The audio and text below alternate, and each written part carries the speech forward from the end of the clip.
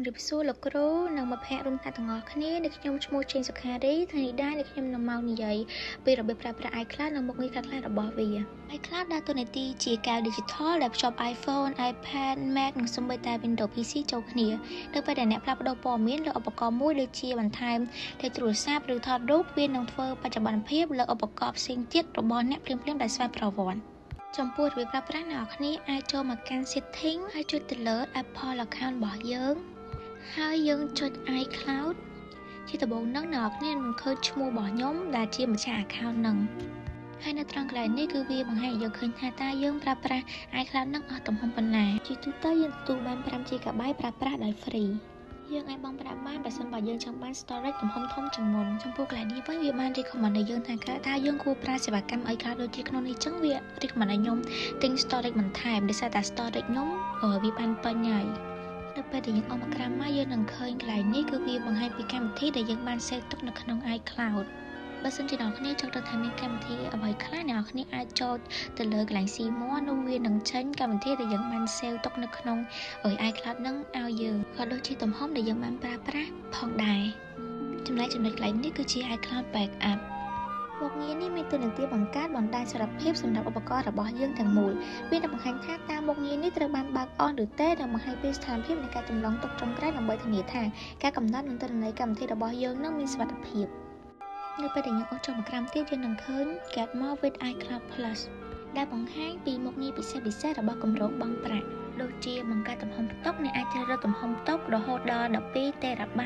ការចែករំលែកក្នុងគ្រួសារ Family Sharing ឧបករណ៍ការពារឯកជនភាពមុខងារដូចជា Private Relay ដើម្បីការពារការប្រើប្រាស់អ៊ីនធឺណិតនិងសុវត្ថិភាពក្នុងការបង្កើតព្រឹត្តិការណ៍ផ្សេងៗមកដល់ចំណុចថ្មីទៀតគឺសុវត្ថិភាពនិងការចូលប្រើប្រាស់គឺជា Advanced Data Protection ការការពារទិន្នន័យកម្រិតខ្ពស់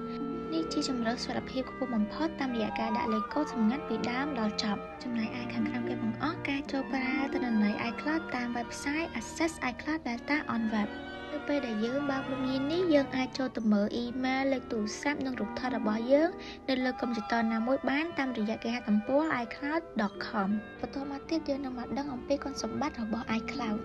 ទី1គឺភាពងាយស្រួលក្នុងការធ្វើសកម្មភាពព្រោះការផ្លាស់ប្ដូរទិន្នន័យលើឧបករណ៍មួយនឹងបង្ហាញលើឧបករណ៍ផ្សេងទៀតភ្លាមៗដោយស្វ័យប្រវត្តិ2គឺសុវត្ថិភាពខ្ពស់ iCloud ប្រើប្រាស់ការការពារទិន្នន័យកម្រិតខ្ពស់និងការផ្ទៀងផ្ទាត់ពីរជាន់ដើម្បីការពារគណនីរបស់យើងទី3គឺការចម្លងទុកដោយស្វ័យប្រវត្តិនៅពេលដែលយើងសាកថ្មនិងភ្ជាប់ Wi-Fi វានឹងចម្លងទុកទិន្នន័យដោយខ្លួនឯងដែលជួយសន្សំពេលវេលានិងការការពារការបាត់បង់ឯកសារឥឡូវយើងចូលមកដល់គុណវិបត្តិវិញម្ដងទី1គឺទំហំផ្ទុកអត់គិតថ្លៃមានកម្រិត Apple ផ្ដល់ឲ្យត្រឹមតែ 5GB ប៉ុណ្ណោះដែលវាឆាប់ពេញបំផុតសម្រាប់អ្នកប្រើប្រាស់បច្ចុប្បន្ន